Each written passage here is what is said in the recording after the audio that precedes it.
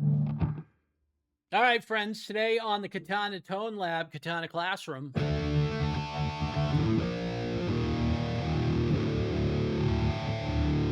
we're going to show you how to dial in all your effects. Stay tuned.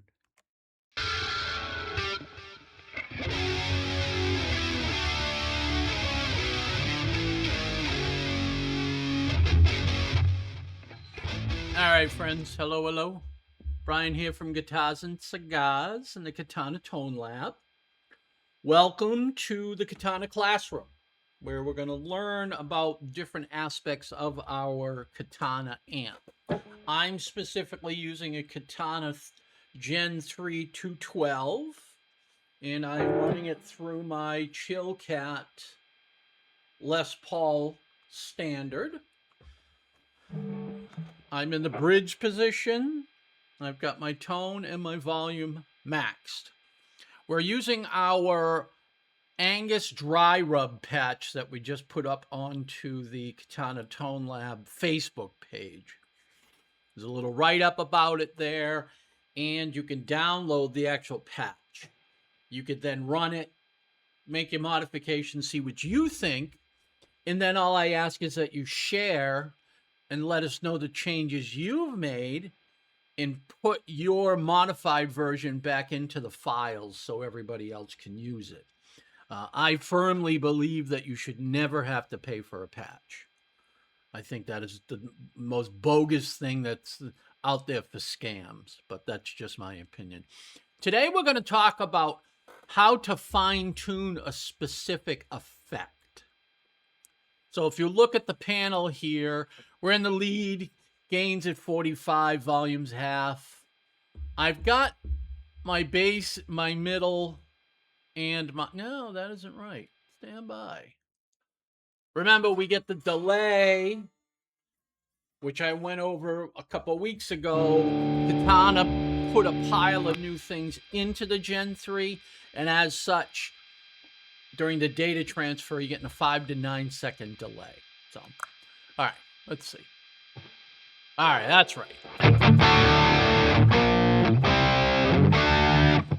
So, what we're going to do is, like I said, this is all your parameters on what we're doing right now. Down here, you get to look at your signal chain, and then you get to look at the various things that you have chosen in your effects. So I've got Uni-Vibe going for my effects. You don't hear it at all right now. Let's tap that in. Now you're getting that Uni-Vibe effect. So if you now go over to effects, it brings up your different parameters you can change within that pedal to get your customized sound. The patches that I do, that I share with the Katana Tone Lab, I don't go into any of this. Whatever Katana has set up, Boss has set up for those parameters, that's where we stay. That's what I'm using. I'm trying to do the KISS method. Keep it simple, stupid. So, to make life easier on everybody, we don't make any changes. It's just, okay, this is what it's set at. Boom. This is the tone we're getting. Sounds fabulous. Print. But if you really want to get in and fine-tune things, you can do that. You pick your effect, and you could also change things here if you wanted to see about a different effect. Go back to effects here. You get 3 to pick from. So we've got the Uni-Vibe, the flanger, and let's pick.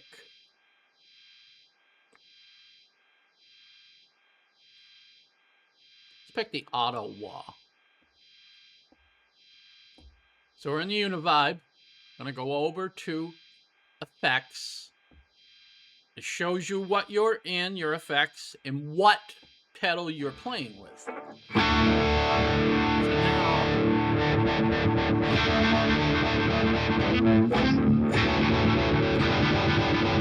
now,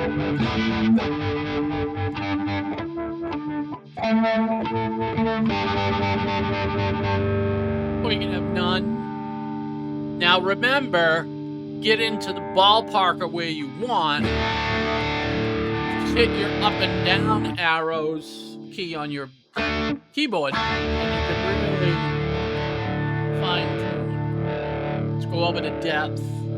Bring that way back. Yeah, very much. Balance this out.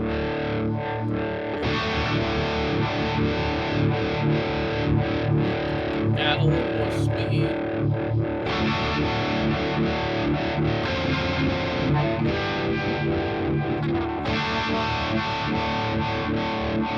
So that's how you go in and change your parameters on your effects. So it's almost like having your effect pedal in front of you, and you've got your 3, 4, 5, 12. Some of them, I've seen a couple out there that had, oh Christ, 4 rows of 3. I mean, that seems way too much to be cramming into that little box. But an interface like this, sky's the limit.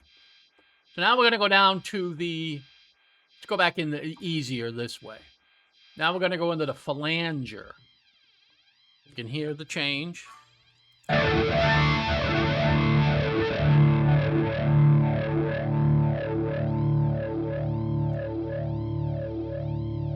Excuse me for 1 second. I got to check something. Sorry, there was someone at my front door. I wasn't expecting anybody. So now we're in the flanger. You can hear. We can change a little bit of the parameters from the regular panel.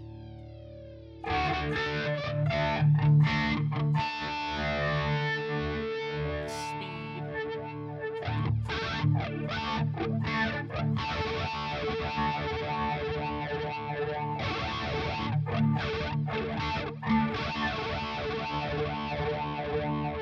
Speed back down. Now we're going to go over to our FX again. Now you get all these different parameters that you can change.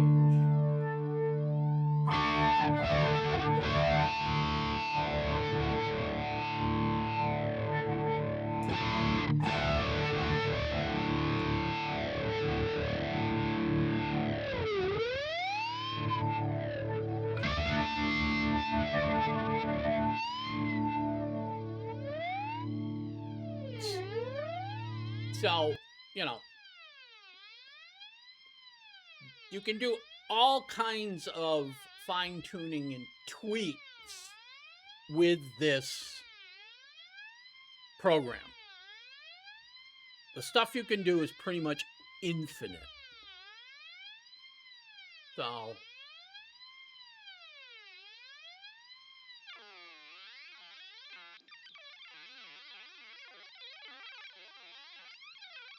sounds like you're making music for George Lucas's next Star Wars. So now let's go down to, I don't remember what the other effect was. The auto wah. Let's go into that. Again, over into your effect. And here's all the different things you can do with this. Let's give it some more level.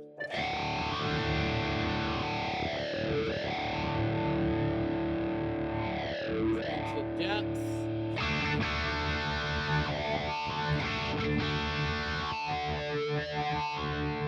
Rate.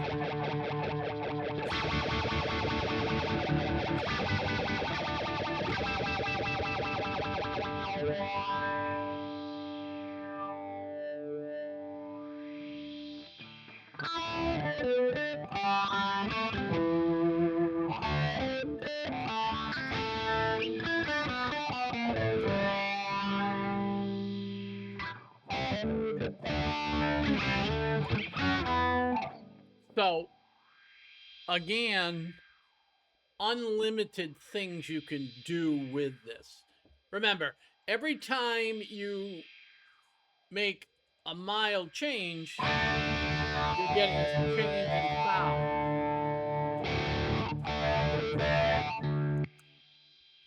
And even a minor tweak can make a big difference in your mix.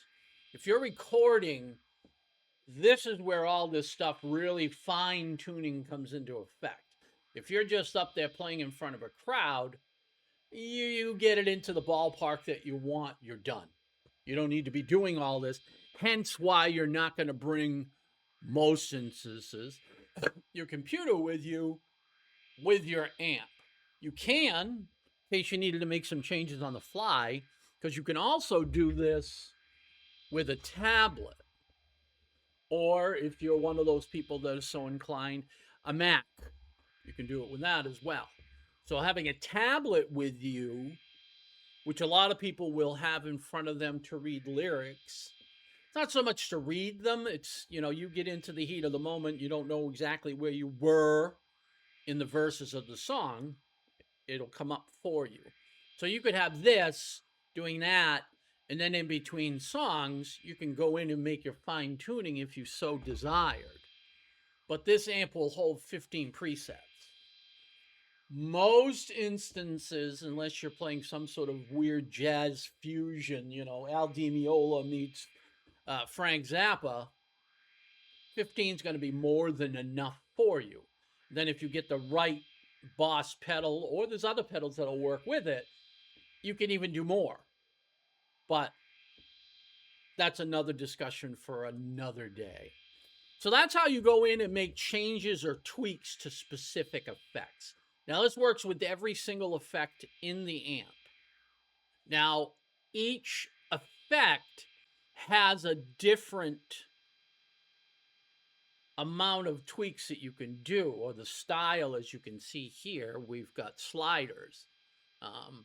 Graphic EQ used to be a mandatory piece of gear back in the 80s when I was playing out live all the time.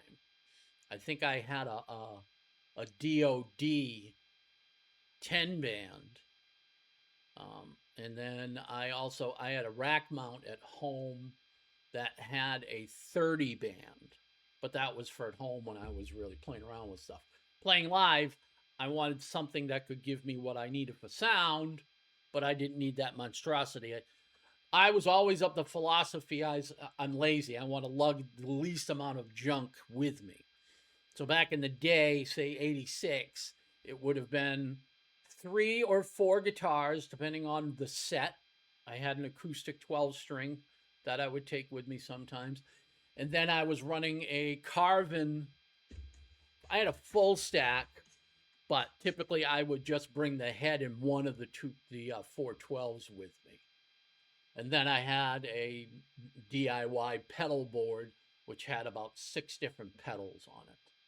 Now all I would need to do literally is to bring this, maybe a second guitar, in case I break a string or what have you. It's always good to have a backup.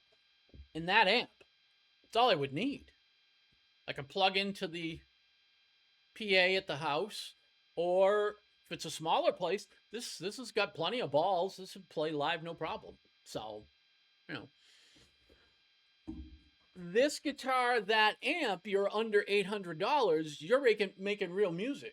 You can, all these different sounds. You don't have to have 452 pedals. You don't have to have this. You don't have to have that. As a home musician, if I were to go out and play live on a couple of occasions, this would be absolutely perfect. I don't want anything more. Take my amp, take my guitar, get my second guitar. Bob's your uncle. We're off and running. So I really think that this mentality of a couple of guitars, a good quality modeling amp, or a modeling board. Alex Lifeson's out there playing in the new Rush tour. He's doing everything through, I think is it a Cortex? I don't remember the exact piece, but he's basically running his whole show off of a modeling board. And then he plugs into the house PA and makes his tweaks. This year he's running around, he's got like 15 different guitars is the big change. Every time I've seen him live, which was 30 times previous, he had 4 or 5 guitars that he would swap through. Obviously, his double neck for a couple of things, but the last handful of tours, it was 2 or 3 Les Pauls, and then occasionally he would bring out his ES335 or his Telecaster that he has. But both he and Geddy this tour seem to be guitar heavy, which I think is absolutely groovy.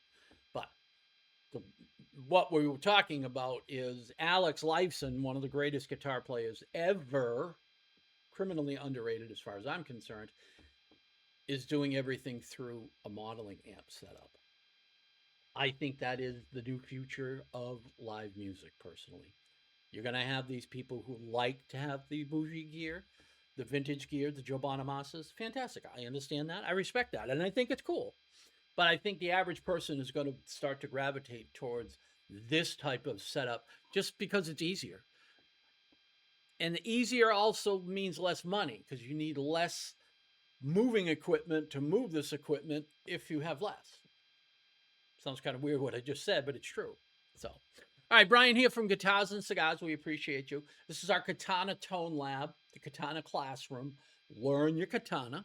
So we went over how to fine-tune, so to speak, your different effects within the amp system here itself. So, all right, we appreciate you checking out our stuff. We are on Facebook, Instagram, X, and YouTube. If you could find us, comment, and like, that would be great.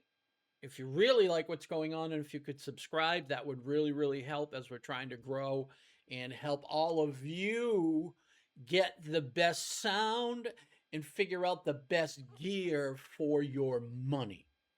So, all right, Brian here from Guitars and Cigars. Smoke long, play loud, live well.